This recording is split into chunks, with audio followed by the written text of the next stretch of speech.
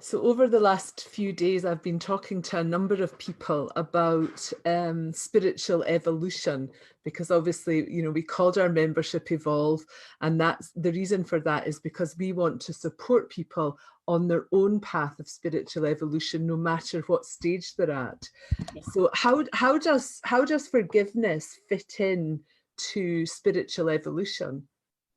Well, I think forgiveness fits into spiritual evolution beautifully. And as a matter of fact, I kind of feel, and maybe I'm just a little biased here, but I kind of feel like spiritual evolution isn't going to happen if you don't practice forgiveness.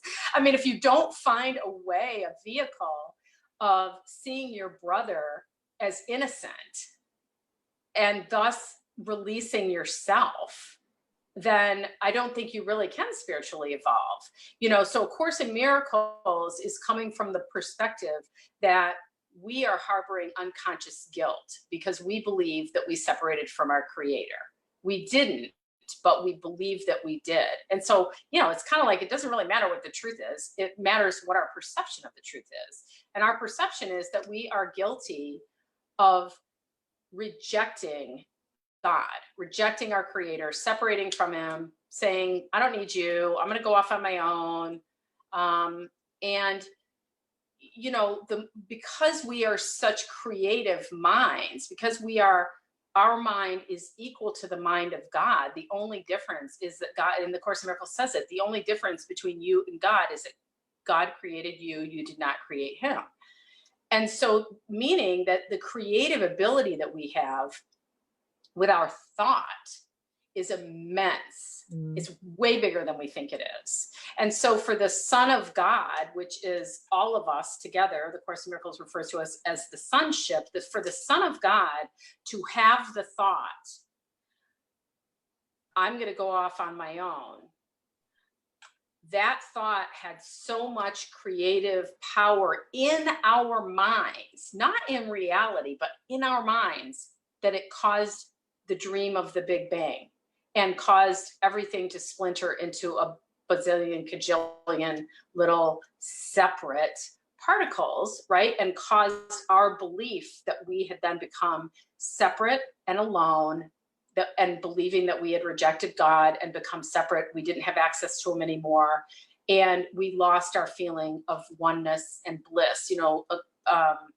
The Course in Miracles says, into eternity, where all is one, there crept a tiny mad idea at which the Son of God remembered not to laugh. And I say this all the time because that's one of my favorite quotes in A Course in Miracles, is that I love laughing, and I laugh at least once every time I teach and every time I coach and every time I probably open my mouth. And so laughing would have been the thing that the Course in Miracles is saying we should have done instead of had that ridiculous idea.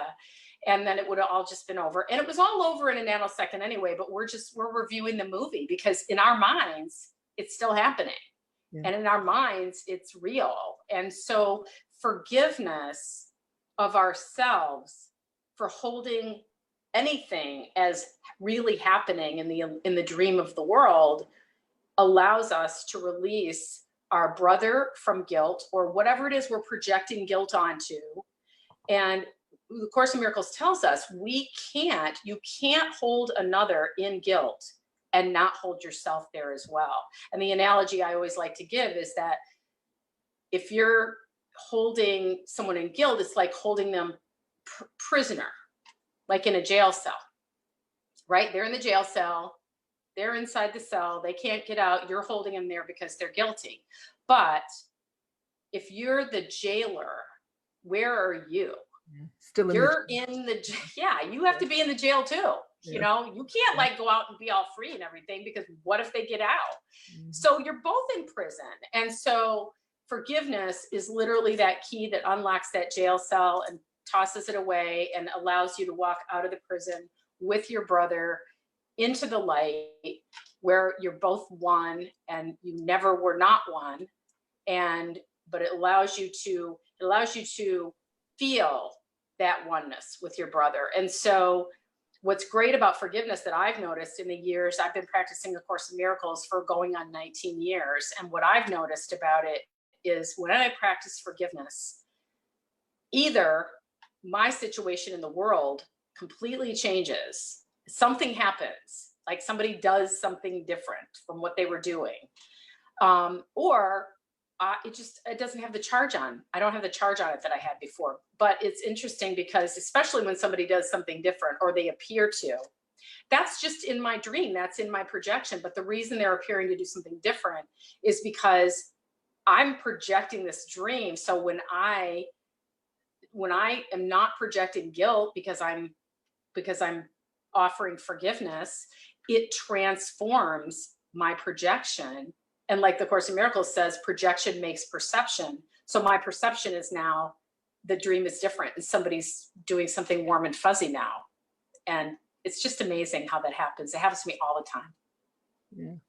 So sorry, didn't mean to cut you off there. But so to me, spiritual evolution, like we can't evolve if we're holding our brothers and thus ourselves in a state of guilt.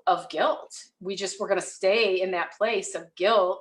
And when we feel guilt, and I'm a coach and a spiritual teacher, but I'm also a psychotherapist, and any psychotherapist will tell you that when someone is harboring guilt within, often they will wall it off and be in denial about it. It's too painful to sit with and acknowledge. And so if they don't have some kind of a tool to be able to dissolve it, like we do as Course in Miracles students, or as people do who have a spiritual connection that allows them a way to dissolve guilt with the light, then people are going to feel that intense guilt. It's so uncomfortable. They will project it outward onto another person. It's, I'm not guilty, you are. Well, you can't spiritually evolve if that's where you are. You're just going to always be in a state, this circle, because then as soon as you project it on someone, now you feel guilty for having projected your guilt onto them. And so now and it just is this endless loop. Yes, exactly.